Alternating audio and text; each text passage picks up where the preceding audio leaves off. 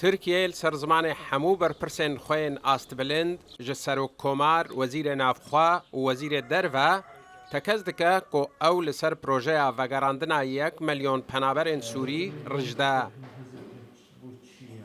هری داوی مولود چاوش اغلو سروک دیپلماسیتا ترکیه را گهاندیه کو اوید شرعیه پگیده و وگراندنا 1,000,000 پنابرین سوری ج ترکیه بردوام بکن. چاوش اغلو دازانین که حتی نها وان 500,000 پنابر وگراندنه. آلین سرب حکومت سوریه و هر وها بشکج اپوزیسیون سوریه جی و پروژه ترکیه وکی پلانکا گوهرتنا دموگرافیک و سپاندنا داگیرکریه ده هجمیرن. جه پارزگاه حمایه که بشکج گندوارن وید جیر دست ارتشا ترکیه و چکدارن اپوزیسیون ده اندام کمیتین اشبونا سوریه عمر رحمون شطور مدیعی یا روداوی را گوت براستی ترکیه تخوازه 4 پارزگهن سوریه داگیر بکه. الميثاق الملي الذي سيعتمده أردوغان بعد 2023 هو ميثاق يقول بأن المحافظات السورية الأربعة وهي إدلب وحلب والرقة والحسكة هذه محافظات تركية. فأردوغان ينطلق من هذه القاعدة بأن هذه المحافظات هي محافظات تركية تم سلخها بالقرن الماضي وإعطائها لسوريا، ويجب على تركيا أن تعيد هذه المحافظات التركية إليها. هذه النظرية التي ينطلق منها أردوغان.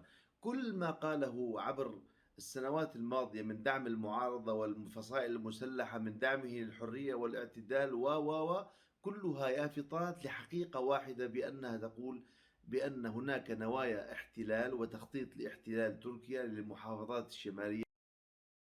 جعالی خواه شکری شیخانی سروک شپیلا سوری یا چاکسازیه شطور مدیعی یا روداوی را گوت جیب جی کرنا پلانا ترکیه نافچه دخب پیش روشکنو.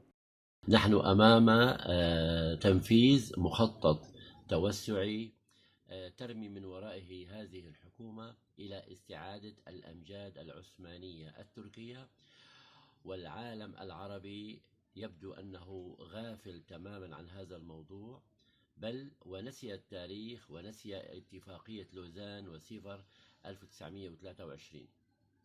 على أبواب العام القادم نحن 2023 سنكون في بداية شيء جديد جدا. پروژه ترکیه کلگوری بر پرسین وی ولاتی دل 13 نافچین سوری بیجیب جی کرن ددمه که دایا که حتی نها بهتر جصد و 25,000 کوچبرین عفرینه جنه چاریت که هم پین شهبه ایدنه و ریش بوان نای داین که وگرن هرم خواه. لهم برجی بهترج 700,000 عرب و ترکمان دناف مالن وان دا و السرزوین وان هاتنا نشتجی کرن. جهره ما سرکانیه جی 175,000 ولاتی بناچاری هاتنا کوچبر کرن و الشونا وان 2,000 مالباتن چکداران و عرب و ترکمان دناف مالن وان دا هاتنا نشتجی کرن. حسین عمر، روداو